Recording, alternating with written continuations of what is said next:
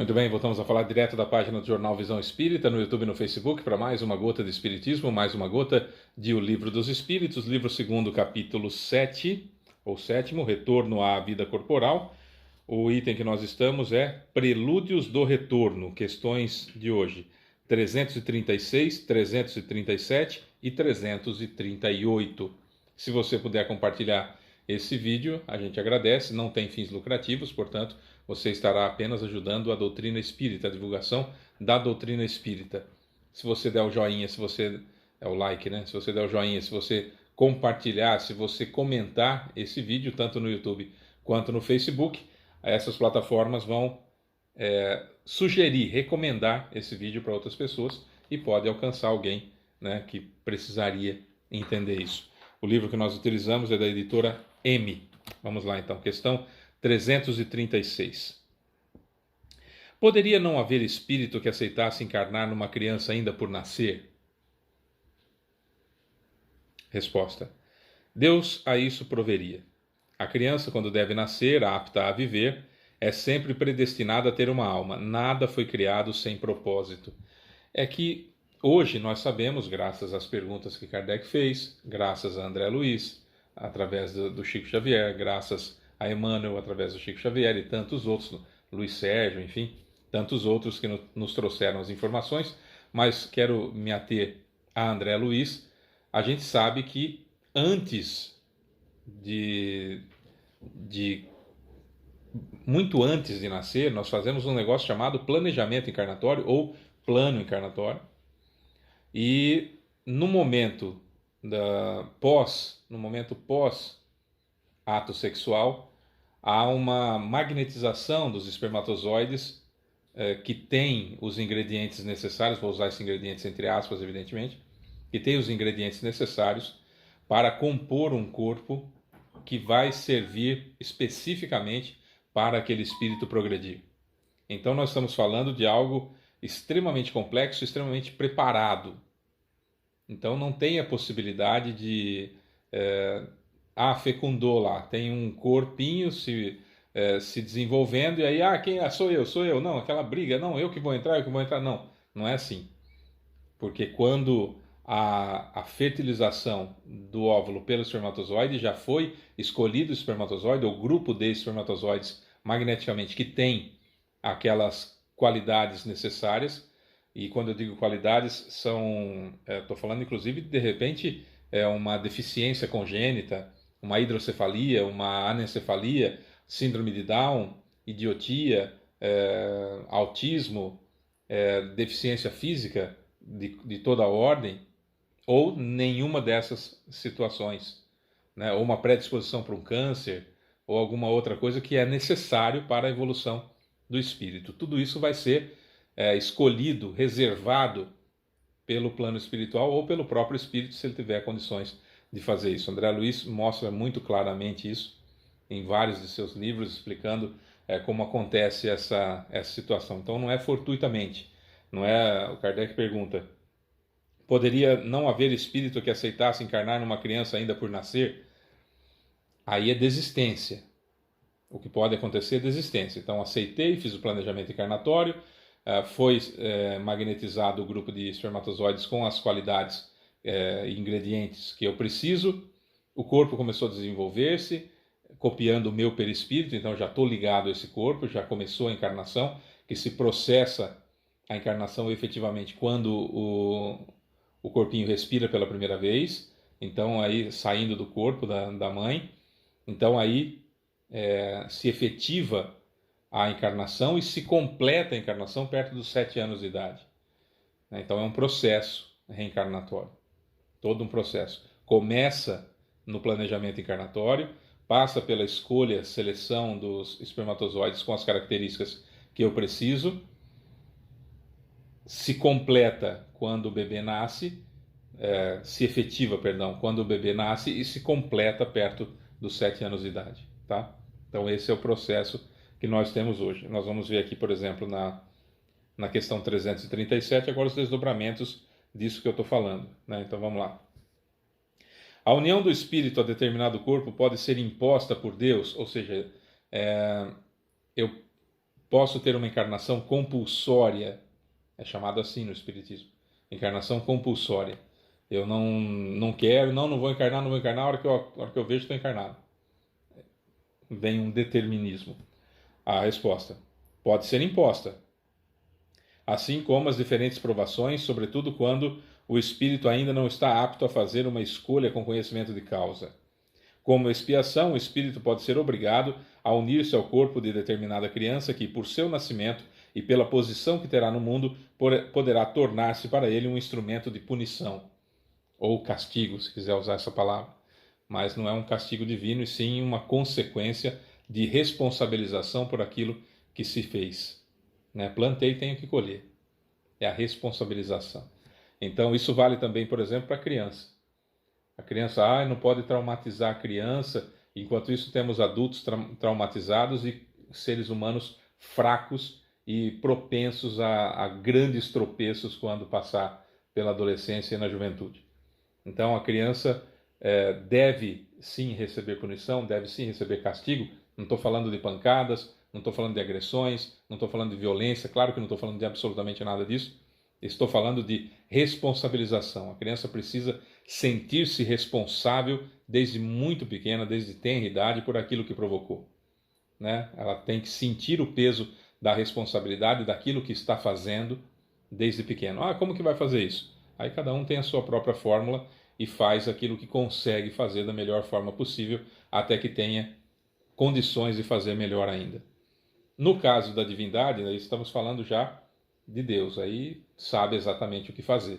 E esse é o melhor exemplo que nós devemos seguir e deveríamos seguir, que é plantação livre, colheita obrigatória. Plantação livre, colheita obrigatória. E vai colher, mesmo que seja parcelado, mas vai colher. Eu cometi um erro terrível, então pago um pouquinho nessa vida, pago um pouquinho na próxima, um pouquinho na outra. Não tem problema, pode ser parcelado. Mas temos que colher aquilo que a gente plantou. Isso é muito importante, sempre muito importante. Então, quando se fala de castigo, entendamos sempre nessa situação, dessa forma, dessa maneira.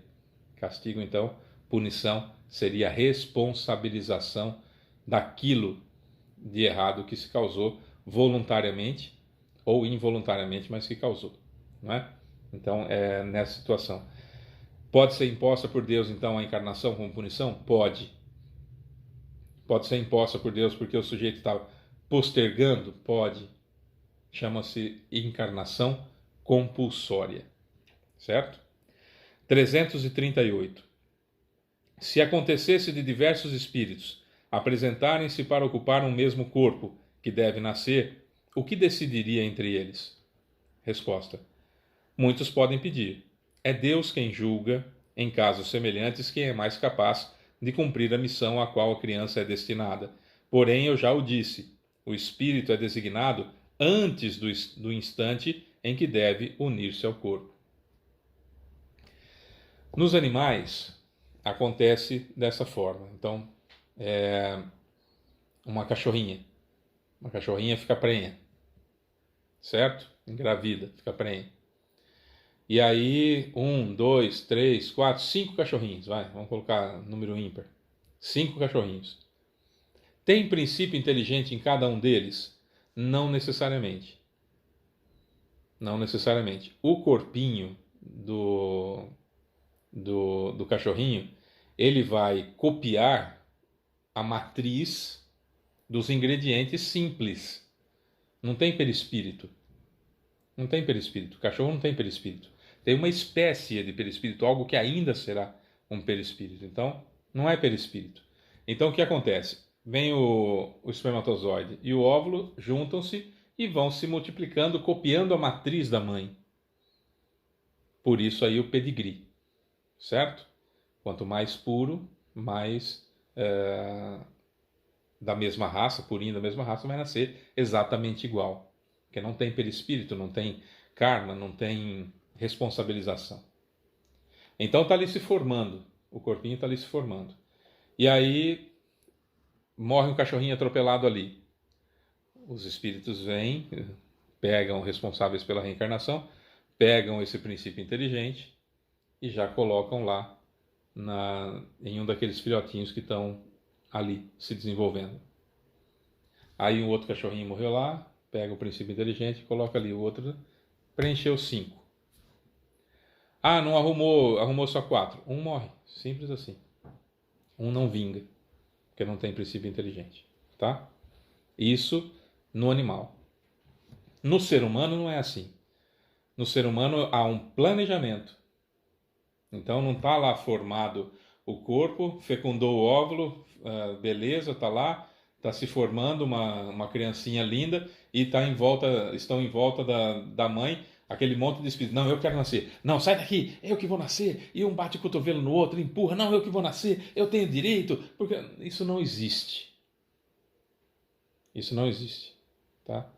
Ah, Fábio, mas você não comentou, por exemplo, da espiral que puxa o espírito para o óvulo fecundado. Aí uma outra coisa. O que é isso? Eu falei do planejamento encarnatório, etc, etc. Isso é lá no plano espiritual. Aqui no Terra a Terra, no umbral, o espírito pode planejar a encarnação dele, lá no umbral, planejar a encarnação dele, e aí vai se aproveitar de um sexo sem amor, onde há fecundação do óvulo pelo espermatozoide, na irresponsabilidade do ato sexual, e aí eles então vão participar do ato sexual, esses espíritos, porque não gera luz, não tem amor, é um caso fortuito, é um sexo casual, né, sem amor, apenas pela busca do prazer, etc. Às vezes até com drogas envolvidas, drogas lícitas ou ilícitas, entre lícitas, por exemplo, cigarro e bebida alcoólica, e as ilícitas, tantas outras que a gente conhece. E aí cria-se aquele ambiente em que os espíritos estão participando também do ato sexual. E aí, quando há a fecundação do óvulo, aquilo gera uma espécie, não é que faz isso, mas é uma espécie, é como se fosse um redemoinho que puxa um desses espíritos que estão participando do ato sexual para aquela encarnação. Na cabeça do espírito obsessor, ele afasta todos os outros e acha que ele está criando essa condição para poder encarnar. Mas o plano espiritual superior já fez um planejamento encarnatório para ele, que ele não faz ideia, que é diferente do dele, e que vai valer o planejamento encarnatório que o guia espiritual ou anjo da guarda dele fez. Mas o processo todo de reencarnação foi ele que fez. Então deixam que isso aconteça por responsabilidade e responsabilização daqueles que estão cometendo o ato, né? Que é uma punição. E aí, muitas das vezes, nasce ali, naquela situação, nasce o obsessor da própria pessoa. Ou seja, no momento da fecundação, como estava o casal? Havia amor por parte dos dois? Ótimo, ótimo, gerou luz, higienizou todo o ambiente, ficaram só os dois no ato sexual. Não tem amor, é um caso fortuito, tem envolvimento de drogas dessa natureza ou daquela natureza, aí não tem não gera luz, não gerando luz, não afasta espírito nenhum. Muitos espíritos participam do ato sexual e se houver fecundação, a probabilidade de um desses espíritos serem puxados para a encarnação é muito grande, é quase certeza que é um deles que vai encarnar. E aí, por mais que haja um planejamento encarnatório do plano espiritual superior, você trouxe para o ventre, para o seu ventre, no caso mulher, e você que é rapaz ajudou a trazer para o ventre daquela pessoa que você estava, alguém que participava do ato sexual com vocês diretamente do umbral. É assim que as coisas são. Ah, Fábio, mas eu não acho que é assim. Tá, é um direito seu não achar que é assim. É assim. Não muda. Ah, eu não concordo. Não muda. É assim. Só estou contando. Sou Fábio Pereira. Esse é mais uma gota de espiritismo. Beijo para você que fica. Até amanhã.